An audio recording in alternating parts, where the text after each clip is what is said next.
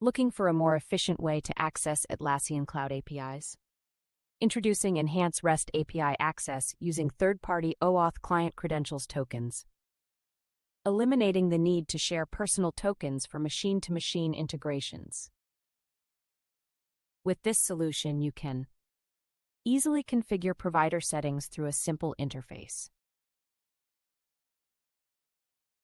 To maintain full control over API access, navigate to API restrictions.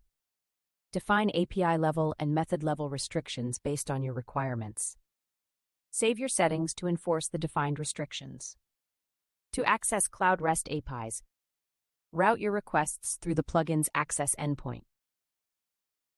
For example, use the Access Endpoint. Pass the target Cloud API as a URL parameter to the Access Endpoint.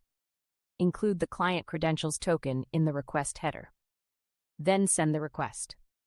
This makes Client Credentials authentication seamless, enabling secure and controlled API access in your integrations. If you'd like to explore this further or try it out, feel free to reach out. We'd be happy to assist.